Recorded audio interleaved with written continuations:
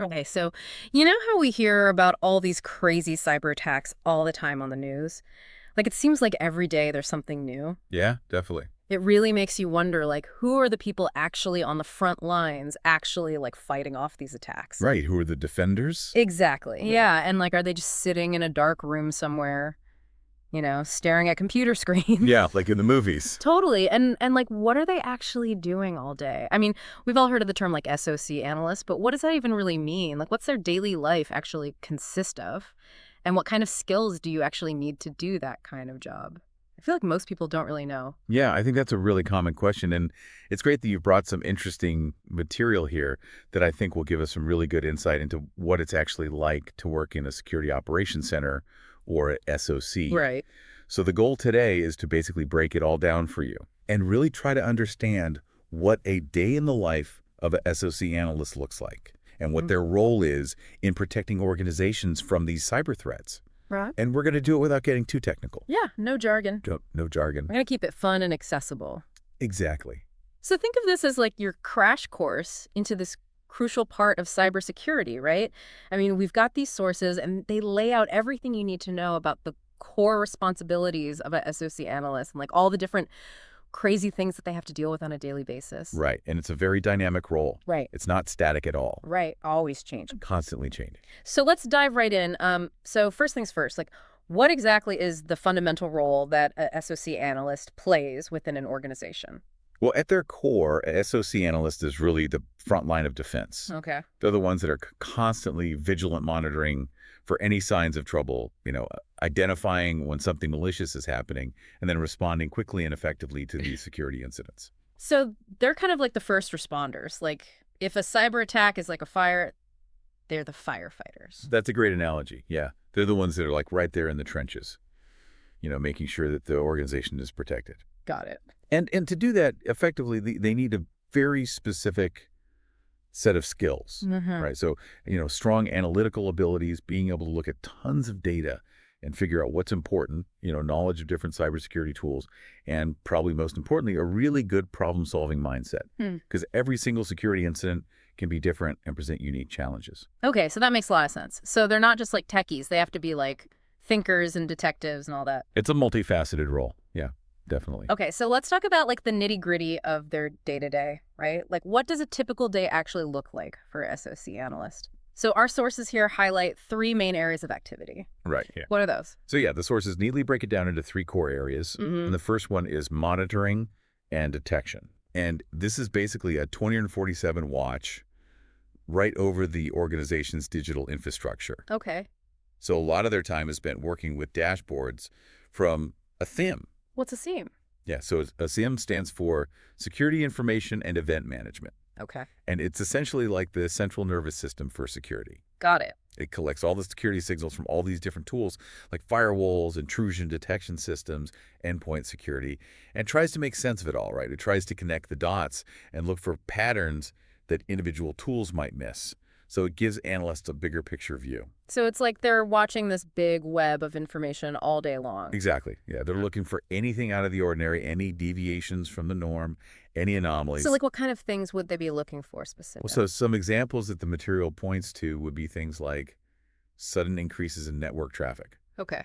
like a massive amount of data leaving the network to some unknown location, or maybe unusual login patterns, like repeated failed logins from the same account or from a weird location, Got it. things like that. Yeah. So their job is to basically investigate these red flags and determine if it's a real security threat or not. Right. So they're not just like passively watching alerts. They're actually like investigating them and trying to figure out what's going on. Exactly. They're not just sitting back and waiting for something to happen. They're actively looking for threats. Okay, so that makes sense. So they find something suspicious that leads us to the second key activity, which is incident response and analysis, right?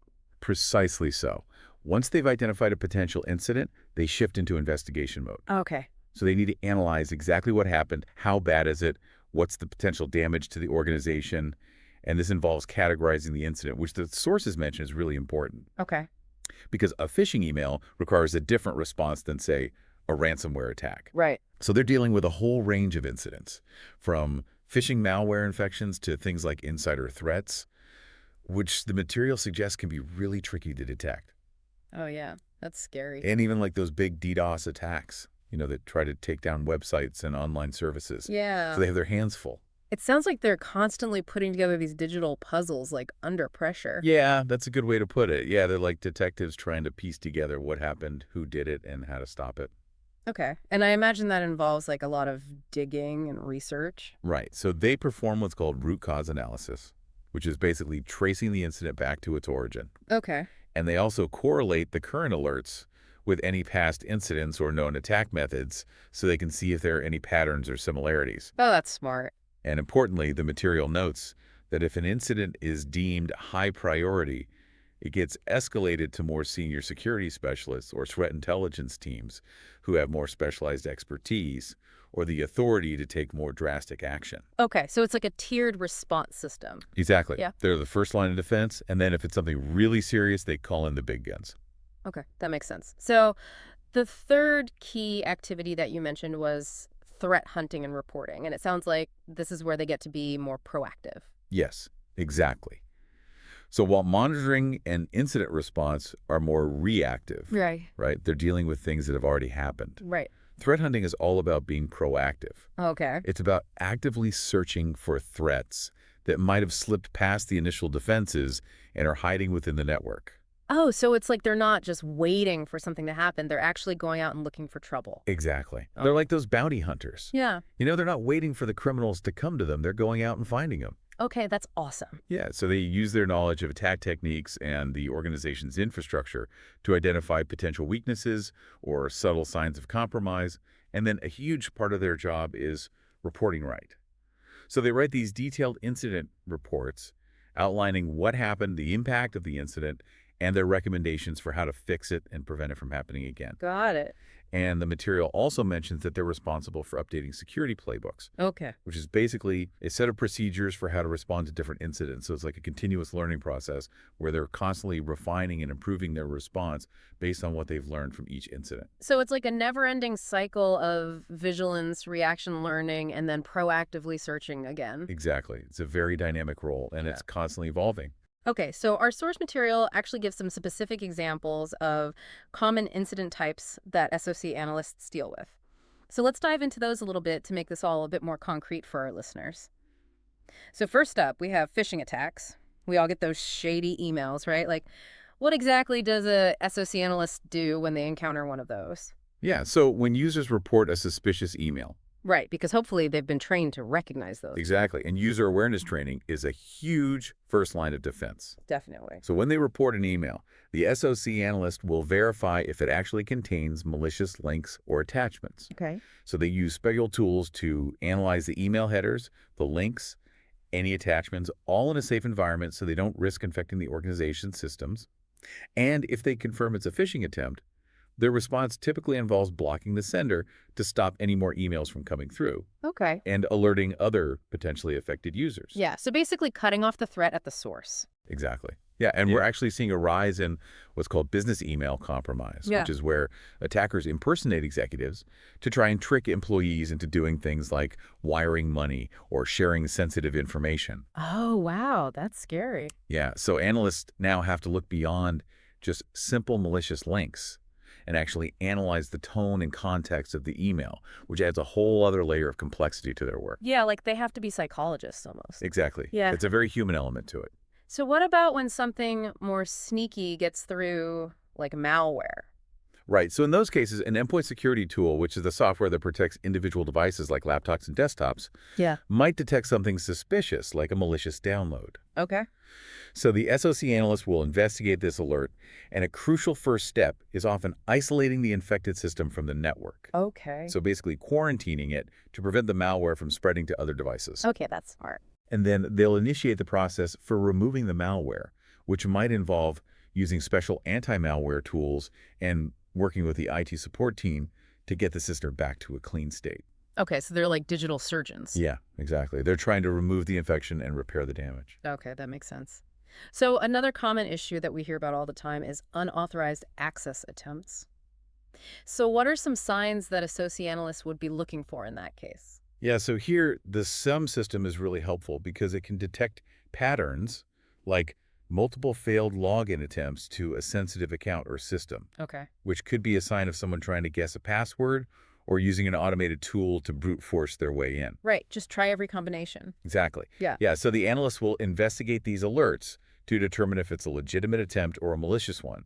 And if it's malicious, a common action is to block the attacker's IP address, Okay. which basically prevents them from making any more login attempts from that location. So just shutting them out. Yeah, basically erecting a digital wall. Okay, now let's talk about something that can really cause havoc, which is DDoS attacks. So what happens when a website suddenly gets flooded with traffic and goes down? How do SOC analysts respond to that? Right. So when an organization's website or online service suddenly experiences this massive surge in traffic from tons of unknown sources, that's a classic sign of a DDoS attack. Okay. So in that situation, the SOC analyst will work really closely with the network engineering team to try to mitigate the attack. Okay. And that often involves using firewalls and traffic filtering techniques to identify and block the malicious traffic while still allowing legitimate users to access the service. So it's like a game of whack-a-mole, but with digital traffic. Yeah, it's a constant battle to try and stay ahead of the attackers and keep the service up and running. Okay, and then there's this whole other category of threats, which are insider threats, and those seem way more difficult to detect and deal with. So how do analysts even go about uncovering those? Yeah, insider threats are tricky because the person already has legitimate access to the systems and data. Right, it's not like some external hacker. Exactly. So the analyst might look for things like unusual patterns of behavior, Okay. like an employee accessing sensitive data outside of normal working hours, or trying to access files or systems that aren't relevant to their job, or maybe unusual data transfer patterns. Okay. So the investigation here is often more nuanced. Right. It's about understanding the intent behind the actions. Okay. Was it just an honest mistake, or is there something more malicious going on? Yeah, that's a tough one. It definitely requires a different approach and a deeper understanding of normal user behavior. Okay, and finally, the source material mentions domain impersonation attacks. Yeah. I've definitely seen those fake websites that look almost identical to the real thing. It's so easy to fall for those. So what do SOC analysts do about that? Yeah, so attackers often create these fake domain names and websites that mimic an organization's legitimate online presence to try and trick users into giving up their login credentials or other sensitive information. So SOC analysts are actively monitoring for the registration of these deceptive domain names and the appearance of these fake sites. Okay. And if you find one, they'll report it to the appropriate authorities, like domain registrars and web hosting providers, Okay. and also try to implement technical controls to warn users who might accidentally stumble upon the fraudulent site. Okay, so it's like a constant game of cat and mouse. Yeah, definitely. It's a never-ending battle.